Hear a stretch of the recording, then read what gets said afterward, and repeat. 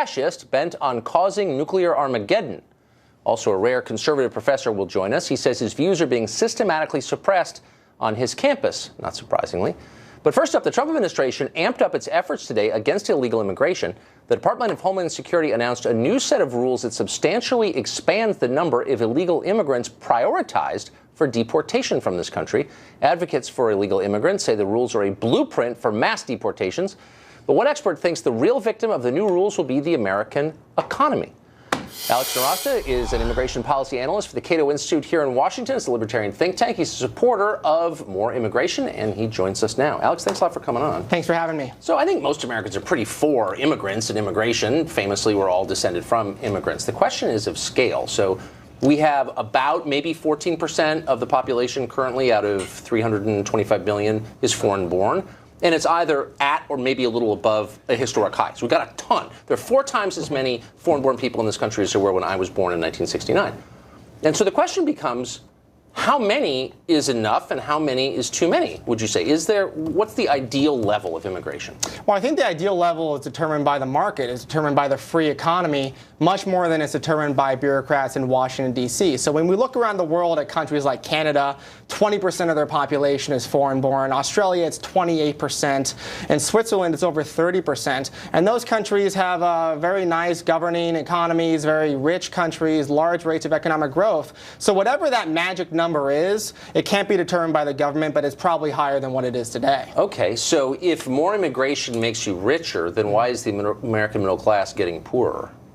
Well, we've seen a lot of the people in the United States that are suffering are those that are not really competing with immigrants directly. It's really people who are competing indirectly with immigrants that are doing poorly. So, for instance, let me put it this way. There's never been an economy in world history that's done better with fewer people. And increasing the size of the labor force, increasing the number of people who are entrepreneurs, who are investors, who are scientists, who are consumers here of goods and services actually helps the U.S. grow. But we're not importing software coders and investors. We're importing people who happen to be nearby, who are taking overwhelmingly the low-end jobs. But that doesn't get to the question I asked, which is, you pointed to Canada and Switzerland as examples of countries that have a lot of immigrants and are rich, suggesting there's a connection.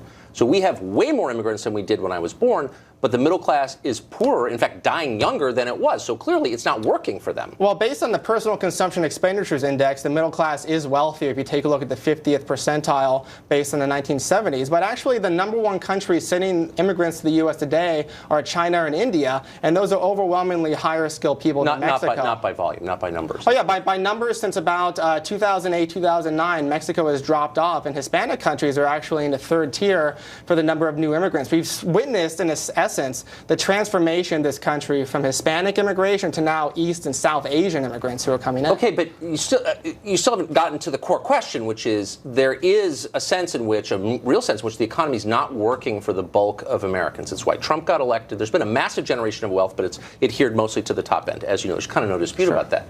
I don't think there's a coincidence that that's occurred at a time when we have massive immigration, because this level of immigration is good for people at the top end, but not for the middle. Well, we had more massive immigration as a percentage of the population in terms of the annual flows in the 1990s, when we had a much greater and faster growing economy than we did during the 2000s. I mean, the thing really holding back the U.S. economy today are high taxes and regulations. I mean, the flow of immigrants into the country, if you include like illegal immigrants, for instance, coming in annually, is less than it was before the Great Recession, annually coming in. So as a result of that, it actually goes in favor of my point, which is the more immigrants, the faster the growth. But okay, this is what I find hilarious about libertarians. So they're very much into the market, of course, as you are. Aren't you? Yeah, I mean, to some extent, yes. It's not a religion for me, though.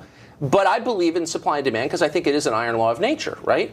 And so do libertarians, except when it comes to immigration. So they say, well, immigration, low-wage immigration, has no effect on wages at the bottom end of our economy. But if you have an overabundance of something, a surfeit of something, its volume, its price falls, right? That's why sand is cheap. Yeah.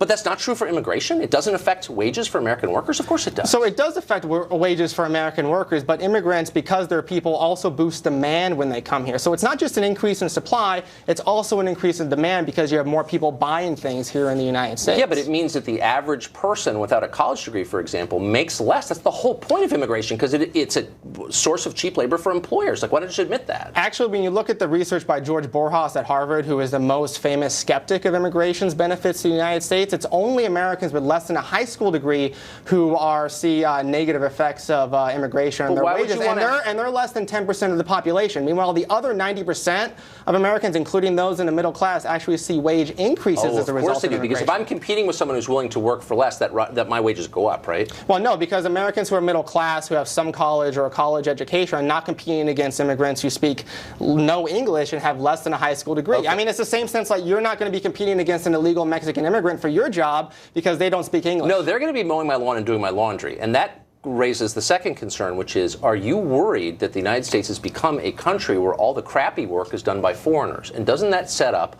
a weird kind of serf economy that exacerbates, among other things, race relations? How is that good if we import people to do our dirty work? Why is that? Does that increase our dignity, do you think? I don't think it increases our dignity, but I don't think that's any different than it was during the late 19th century or early 20th century, or early, when you had Italians. Earlier 19th century. Well, when you had people who voluntarily came here and decided to work, and then their kids did better and their kids assimilated. That's been part of the story of America from the beginning, and that is what's happening today with the descendants of Hispanic and Asian immigrants, as well as those folks today who are adding to our economy, working, improving their lives voluntarily, and their kids are doing great. But you say they're adding to our economy, but there's no question that illegal immigrants, for example, consume more in public services than they pay in taxes. I mean, it's like 2 to 1. So, like, why is it in our interest, our being like a middle-class American who's not employing cheap labor, to continue that? Why are we paying to subsidize cheap labor for big companies, which we're doing? Well, we absolutely shouldn't be paying welfare benefits. I don't want to pay welfare benefits to anybody. And we definitely shouldn't be paying them to immigrants, illegal or otherwise. But the way that the law currently is right now is legal immigrants don't have access to welfare benefits for the first 5 years that they're here. That's not true. And illegal immigrants don't have access to means-tested welfare benefits either. Most of the studies would purport to show that count their family members who are born in the U.S. as consuming of welfare benefits. Under federal law, in the Obama administration, by the way. This is very slippery. You're not telling the truth. No, the Obama administration actually prosecuted states that accidentally gave welfare benefits to illegal immigrants to get their money back. This is sophistry, because what you're excluding is the non-welfare, but in effect public benefits that, I beg your pardon, anyone who lives in this country gets, including health care, the use of infrastructure, schooling. All of that is subsidized. And the truth is that immigrants, legal and illegal, at the bottom end of the labor scale, consume more than they pay in. They are, and I'm not saying they're not good people, but they are a net cost to the country, to taxpayers. So why should we put up with that? The recent National Academy of Sciences study took a look at low-skilled immigrants with less than a high school degree who come in before the age of 24 and found that their net fiscal impact is positive, meaning that they pay more in taxes than they consume in benefits for that group of people coming in. That's not, however, that's just not true. Well, the National Academy of Sciences, which is the most extensive study ever put together, does that. And when you take a look at the peer-reviewed evidence on this, immigrants about pay their own way in terms of the fiscal state. But when you even drill down into states like Texas, for instance, Texas State Report found in 2006 that illegal immigrants pay more into state coffers than they take out because Texas has small welfare benefits and everybody gets taxed. But that's because they're counting welfare. Look, you know that's not true. If a family of 5 moves to this country, 2 parents are working for minimum wage, 3 kids being educated at public expense, they do not pay more in taxes than they take out of the public treasury. That's just not true, and you know it's not true. And if we count it by those standards, then it never makes sense for any American to ever have any kids because it's a fiscal drain. You also have to call the taxes that those kids pay when they grow up and then they start paying taxes and work in the United States. Not at minimum wage. That does not work, but their kids actually make a lot more than minimum wage. So let me ask you a philosophical question. The Trump administration says, look, you commit a crime here, and you're an illegal alien, like, we have a moral right to deport you. And you're, in effect, arguing against that. Why don't we have that right? I think that if you commit a violent or property offense, if you infringe upon the rights of another American through your actions, then you should absolutely be deported. But I'm not going to. What if your presence is an infringement upon my right not to pay for you, who's not even a citizen?